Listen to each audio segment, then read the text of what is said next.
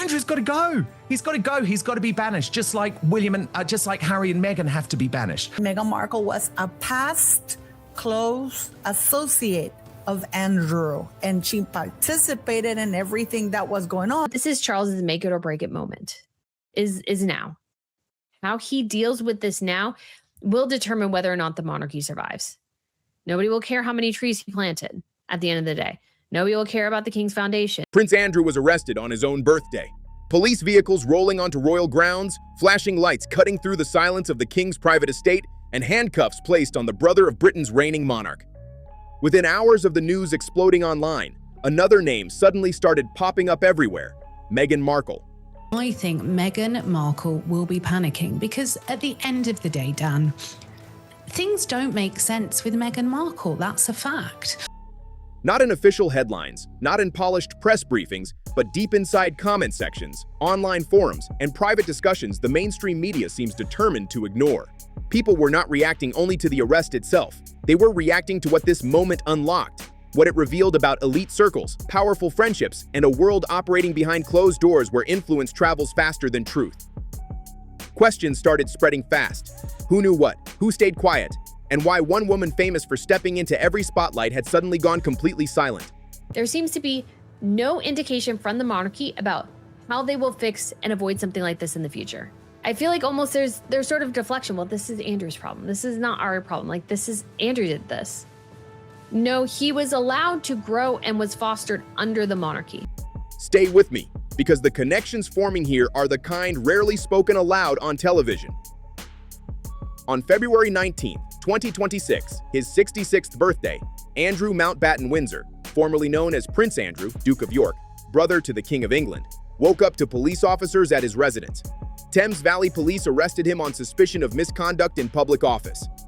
Now this part matters, because much of the media coverage has been messy and confusing, and judging by public reactions this week, many people misunderstood what the charge actually means. I will preface all this to say that when it comes to the monarchy, this is not the end. This Andrew situation, even if he's arrested, it's not going to end for the royals. In fact, there's going to be longer, greater, graver consequences, I think, perhaps to come down the line. So what do we know so far?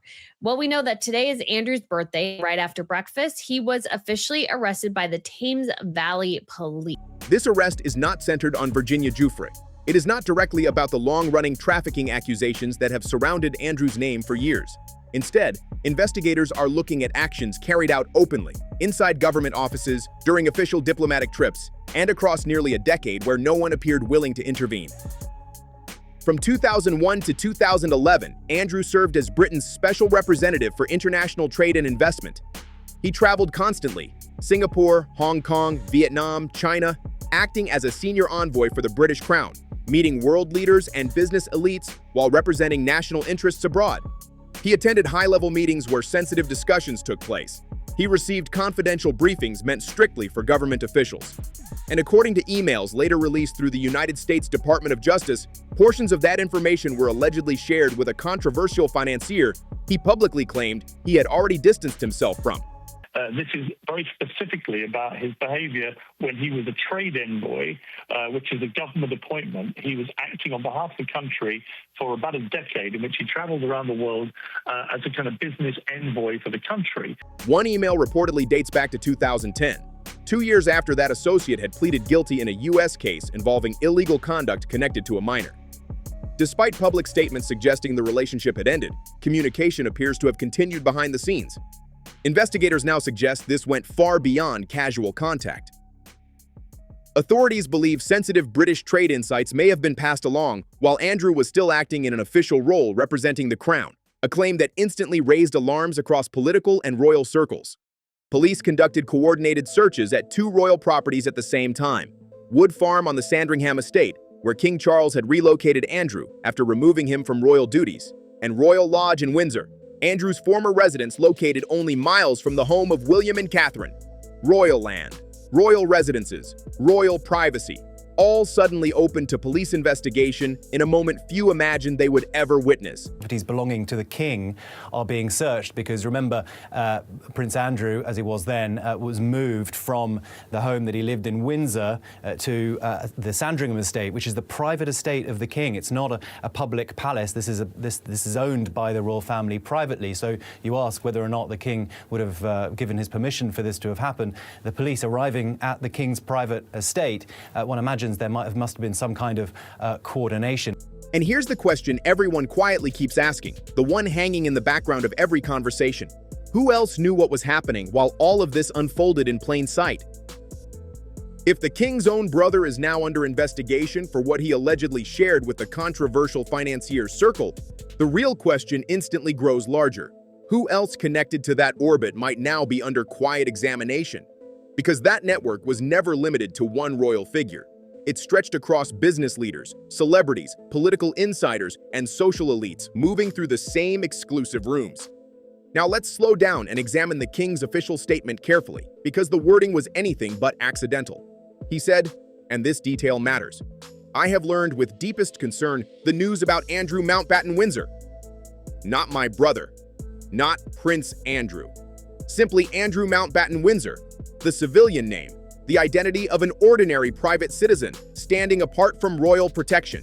I've learned with the deepest concern in the news about Andrew Mountbatten Windsor and the suspicion of misconduct in public office.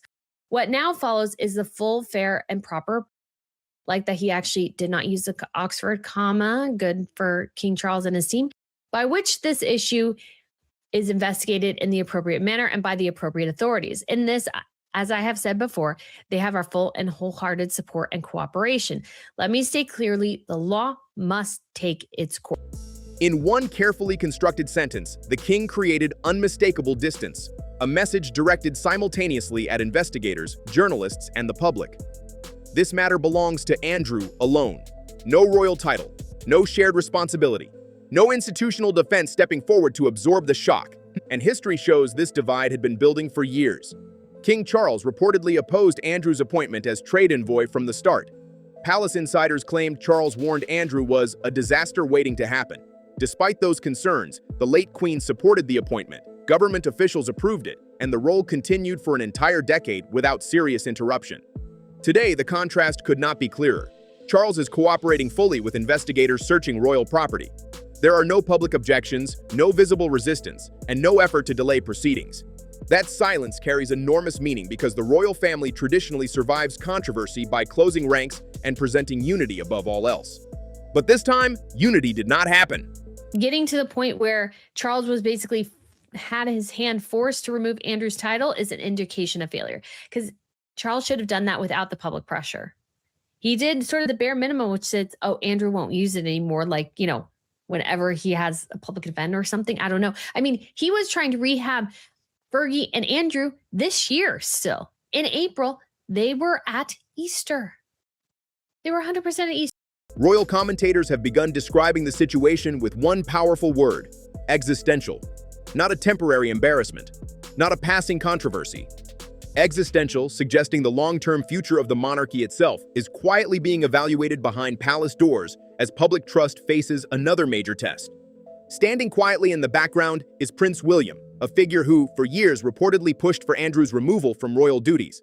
Reports suggested he avoided shared appearances and consistently argued that the monarchy needed a cleaner public image moving forward.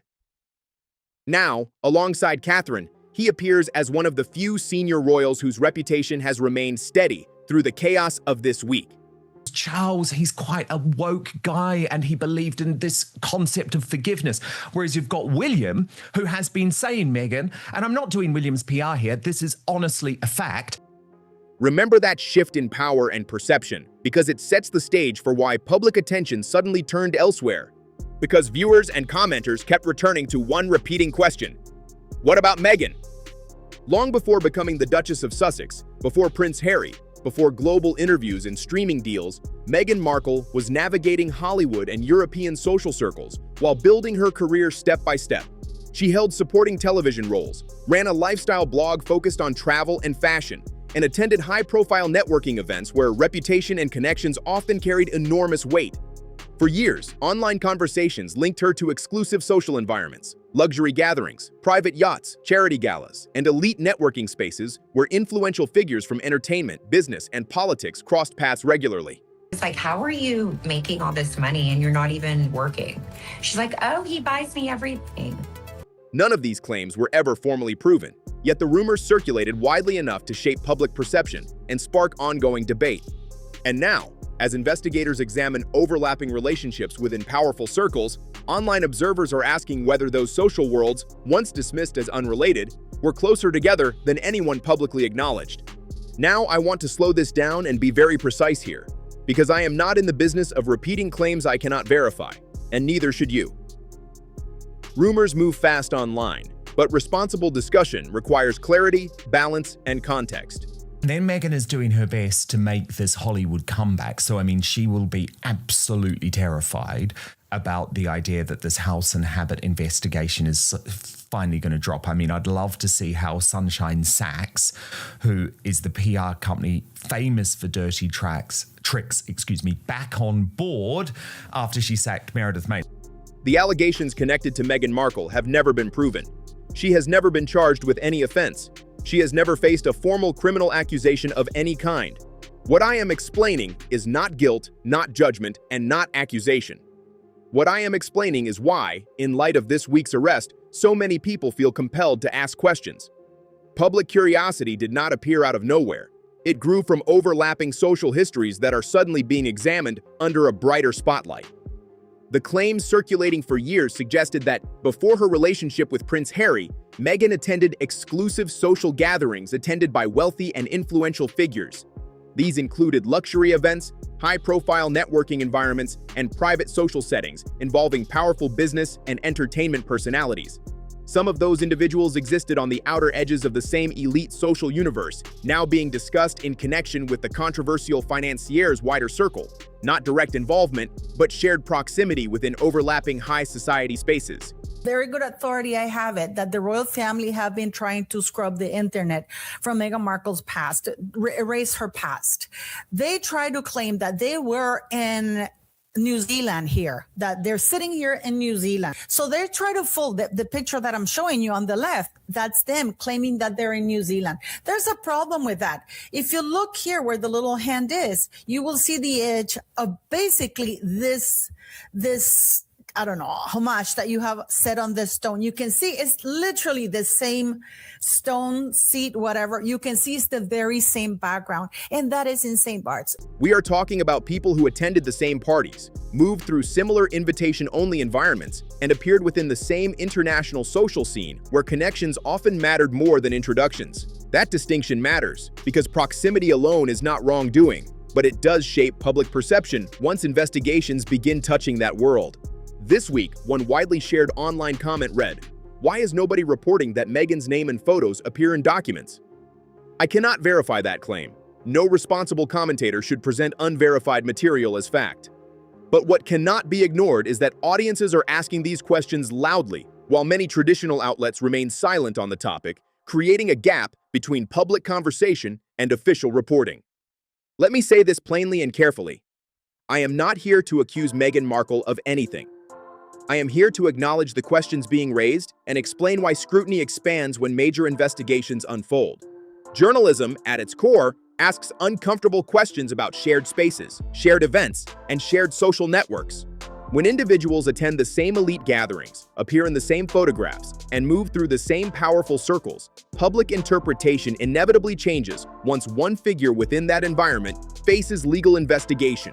Context shifts overnight. Associations that once seemed ordinary suddenly attract attention and speculation, because this week proved something many people believed would never actually happen.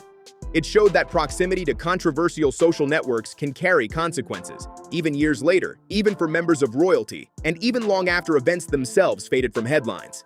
And Meghan Markle spent years building professional and social connections inside high-visibility environments long before she entered Kensington Palace as a working royal figure. Wider picture is half in, half out, doesn't work.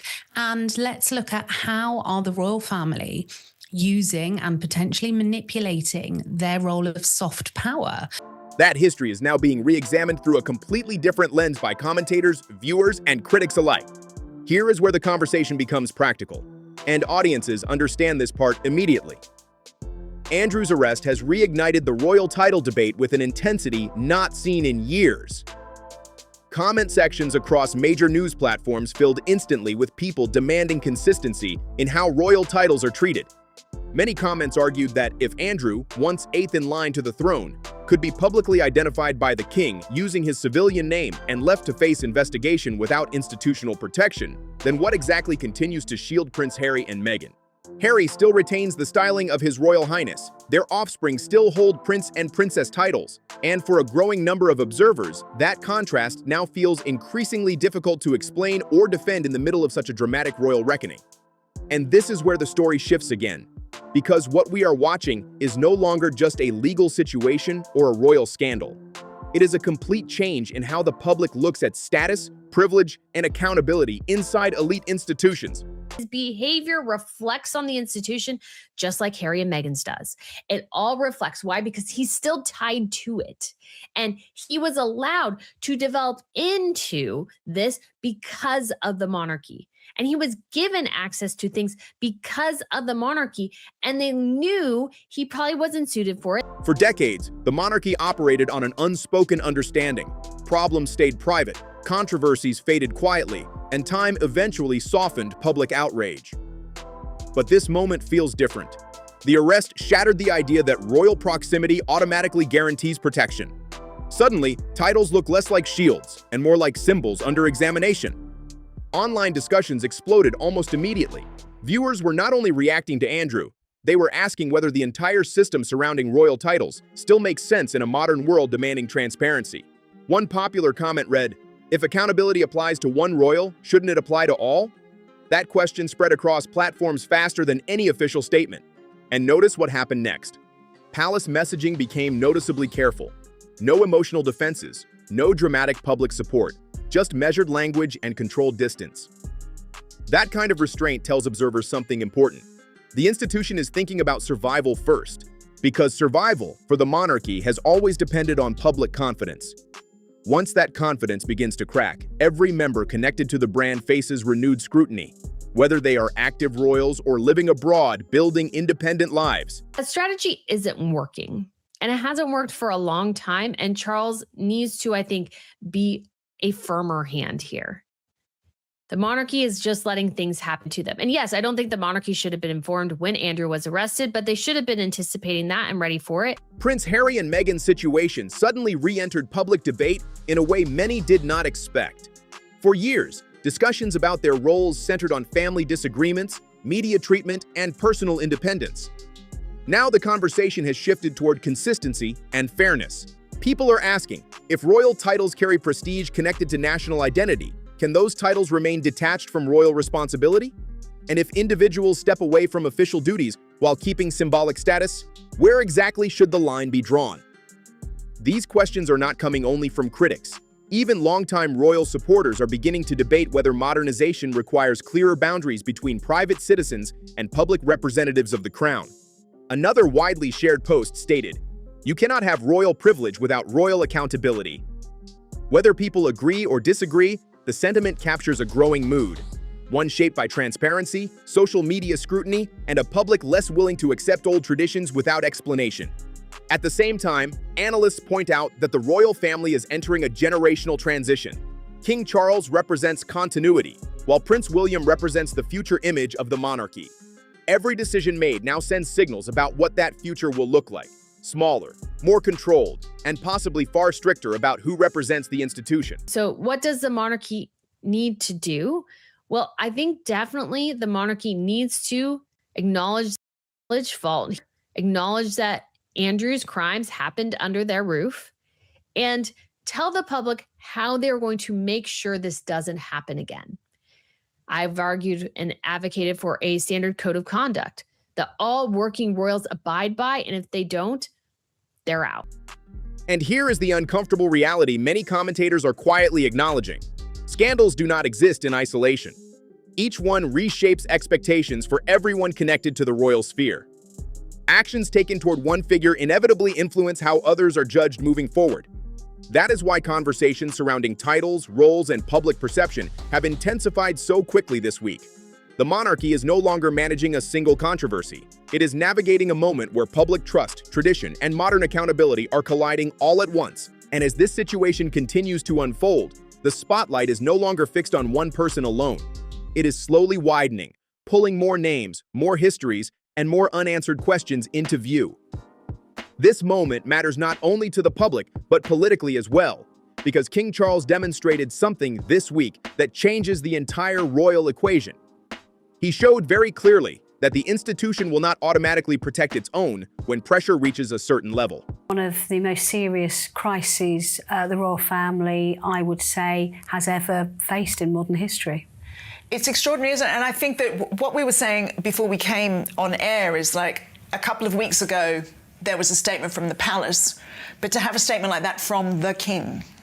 Absolutely, and it is a personal statement from him. The previous statement, when Buckingham Palace made clear they were willing to help the police in their inquiries if they came to them, was stressed that it was very much coming from Buckingham Palace, not the king personally. This is a statement by the king expressing his personal concern. For generations, the assumption was simple. Family came first, reputation came first, and internal problems stayed behind palace walls. But this week shattered that expectation. When scrutiny becomes overwhelming, the shield disappears, even for someone born into the highest level of privilege. That message did not go unnoticed by politicians, commentators, or the public watching closely. The monarchy signaled that survival of the institution outweighs loyalty to any individual member. And once that precedent is set, it cannot easily be reversed. There is also another issue many viewers keep raising: security. Prince Harry and Meghan have been engaged in legal battles seeking taxpayer-funded police protection while visiting the United Kingdom. Even before this week, that request faced strong criticism from portions of the British public who questioned why public funds should support individuals no longer performing official royal duties. Now, the atmosphere has changed dramatically. After watching police search royal residences, after seeing the king cooperate fully with investigators examining his own brother, public sentiment is shifting even more sharply. The idea that British taxpayers might fund security for someone living primarily in California is likely to face even stronger resistance than before. The arrest did not only affect Andrew personally, it removed an unspoken rule that certain royals were beyond reach. For decades, many believed there were limits to accountability. Invisible lines investigators would never cross. That belief no longer exists. And once that boundary disappears, it applies to everyone connected to the royal name. I think he wants to go full bore on his brother, probably. But that would also mean it would encompass his son. Because let's be honest, Harry and Meghan should be stripped of everything and kicked out of the monarchy as well. No more line of succession, no more counselor of state, no more titles for the kids, no more titles for them. They should be gone. That was their decision that they made. They're not a part of the monarchy, but yet they claim the titles. That's actually ironic because Harry and Meghan and probably their fans think, oh, well, they walked away from the monarchy. Since the arrest, Meghan Markle has remained publicly silent. No official statement, no social media message, no brief expression of sympathy acknowledging victims connected to the wider scandal. Something many observers believed would have been a safe and predictable response for a public figure known for advocacy work supporting women's issues. Compare that silence to King Charles, who released a formal statement within hours.